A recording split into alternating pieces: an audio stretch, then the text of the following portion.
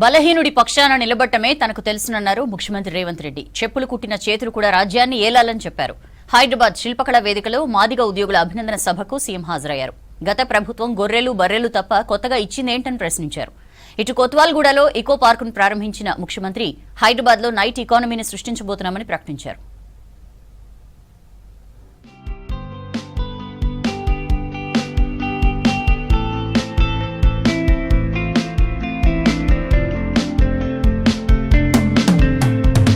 బలహీనుడు పక్షాన నిలబడడమే తన పని అన్నారు ముఖ్యమంత్రి రేవంత్ రెడ్డి. శిల్పకళా వేదికలో మాదిగ ఉద్యోగుల కోఆర్డినేషన్ ముఖ్యమంత్రికి అభినందన సభ నిర్వహించింది. 2023లో తమ దగ్గర అధికారం లేదని, అవినీతి సొమ్ము అంతకన్నా లేదని, చిత్తశుద్ధితో పోటీ చేస్తే ప్రజలు ఆశీర్వదించారని చెప్పారు. గత ప్రభుత్వం గొర్రెలు బర్రెలు ఇచ్చింది తప్ప కొత్తగా ఏమిచ్చిందని ప్రశ్నించారు. వాళ్ల పిల్లలేమో రాజ్యాలు ఏలాలే, మన పిల్లలేమో గొర్రెలు బర్రెలు కాయాలని ప్రశ్నించారు సీఎం. బలహీనుల వైపు ఉంటే న్యాయబద్ధమైన బలహీనుల కోసం నిలబడే గొప్ప లక్షణం ఉన్నవాడు బార్బరికుడు. ఈ వర్గీకరణలో కూడా న్యాయం మీ పక్కన ఉంది. మీరు బలహీనులు కాబట్టే మీ పక్కన నిలబడి కొట్లాడాలి అని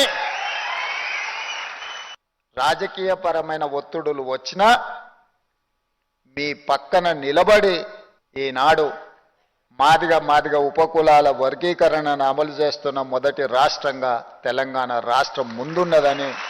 మాదిగలకు పంచడానికి ప్రభుత్వం దగ్గర భూమి లేదన్నారు ముఖ్యమంత్రి. కానీ నాణ్యమైన చదువు మాత్రం ఇస్తానన్నారు. చెప్పులు కుట్టిన చేతిలే రాజ్యాన్ని ఏలాలని అన్నారు.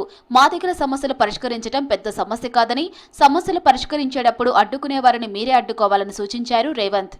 ప్రమోషన్ల విషయంలో కావచ్చు, ఉన్నత విద్య చదువుకోవడం విషయంలో కావచ్చు, ఇతర అంశాలు భూములకు సంబంధించిన విషయం కావచ్చు, లెడ్ క్యాప్ భూములను కాపాడడం విషయంలో కావచ్చు, ముందుకు నేను వెళ్ళి సమస్యను పరిష్కరించడానికి ప్రయత్నం చేస్తున్నప్పుడు వెనక నుండి జరిగే దాడిని మీరు అడ్డుకోగలిగితే ఈ సమస్యకు పరిష్కారం దొరుకుతుంది.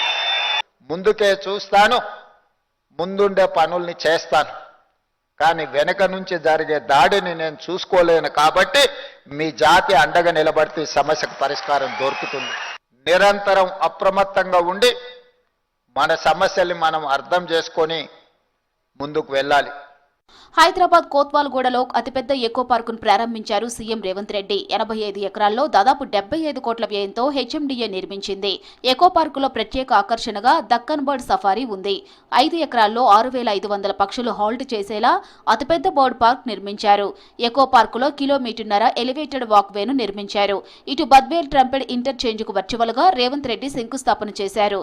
దాదాపు 488 కోట్ల అంచనాతో బద్వేల్ ట్రంపెడ్ జంక్షన్ ను హెచ్ఎండిఏ నిర్మిస్తోంది.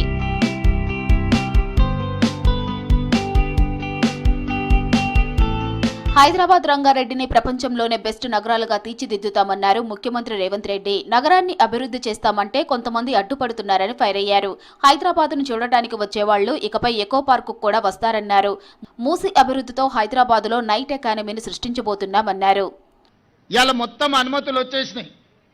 2.5 గంటలలో బుల్లెట్ ట్రైన్లో కూర్చుంటే బెంగళూరు పోవచ్చు, గంటన్నరలో అమరావతి పోవచ్చు, 2-3 గంటలలో చెన్నై పోవచ్చు. ప్రపంచంలోనే గొప్ప నగరాన్ని ఇక్కడ నిర్మిస్తున్నాము. ఇది ప్రారంభమే. ఇక్కడ రాబోయే రోజుల్లో వచ్చే అభివృద్ధి ప్రపంచంలో ఎవరైనా ఇలాన్ మస్క్ నుంచి ట్రంప్ కూడా ఇక్కడికి వచ్చి ఈ మధ్యకాలంలో ట్రంప్తో వాళ్ళ సంబంధించిన వ్యాపార సంస్థలతో కూడా మాట్లాడుతున్నాం.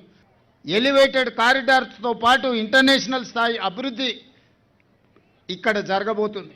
కోత్వాల్ ఎకో పార్కును పరిశీలించారు CM Revanth Reddy. Butterfly park, bird safari, children's play area, greenery landscape తో పాటు ఇతర ప్రాంతాలను సందర్శించారు. రేపటి నుంచి ఈ ఎకో పార్క్ అందుబాటులోకి రానుంది.